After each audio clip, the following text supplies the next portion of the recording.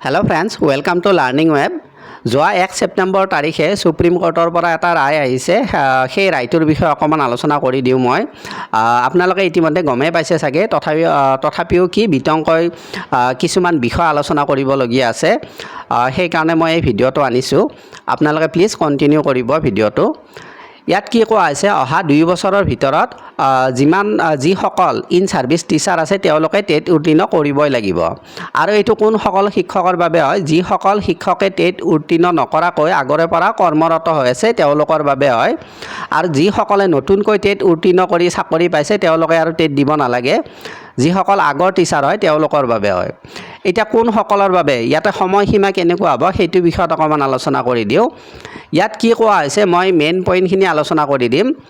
ইয়াত কি কোৱা হৈছে যিসকল টিচাৰৰ কাৰ্যকাল 5 বছৰতকৈ বেছি আছে তেওঁলোকে কি কৰিব লাগিব টেট পাছ কৰিবই লাগিব এটো বাধ্যতামূলক আৰু যদি তেওঁলোকে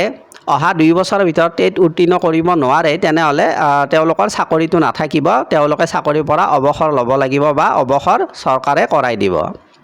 আৰু যিসকল শিক্ষকৰ কাৰ্যকাল 5 বছৰ বা 5 বছৰতকৈ কম আছে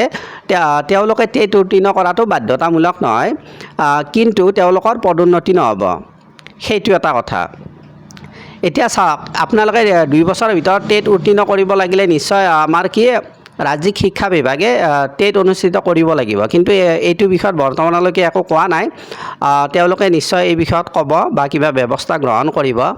ইয়াত টেট বুলি ক'লে আপোনালোকে সেন্ট্ৰেল টেটো পাছ কৰিব পাৰে তেনেকুৱা কোনো কথা নাই সেন্ট্ৰেল টেট হওক বা আমাৰ ষ্টেট টেট বা স্পেশাল টেট যিকোনো টেট হওক আপোনালোকে টেট পাছ কৰিব লাগিব এতিয়া যেহেতু বহুতো শিক্ষক আছে এতিয়া বয়স হৈছে তেওঁলোকে নতুনকৈ অনুষ্ঠিত টেট উত্তীৰ্ণ কৰাত অকমান হয়তো কিছুমানৰ প্ৰবলেম হ'ব পাৰে তো সেয়েহে আমাৰ ৰাজ্যিক শিক্ষা বিভাগে নিশ্চয় স্পেশাল টেট কণ্ডাক্ট কৰিব বুলি মই আশা কৰিছো আৰু আগতেও তেনেকুৱা হৈ গৈছে যে তেওঁলোকৰ বাবে কি কৰিছিলে স্পেশাল টেট কণ্ডাক্ট কৰাইছিলে সো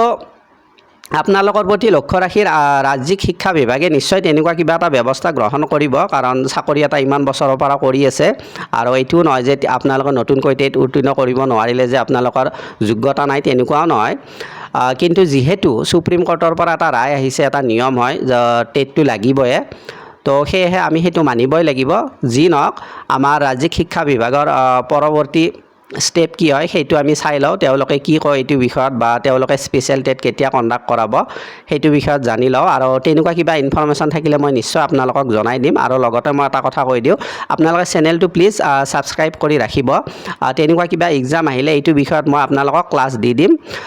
তো এইখিনি আছিল ক'ব লগা আপোনালোকৰ যদি এই ইনফৰমেশনটো ভাল লাগিছে প্লিজ আপোনালোকে লাইক কৰিব আৰু যিমান পাৰে আপোনালোকে ভিডিঅটো শেয়াৰ কৰক আৰু নতুন কোনোবা আছে যদি প্লিজ সাবস্ক্ৰাইব কৰি ৰাখিব আজিলৈ এৰিছো থ্যাংক ইউ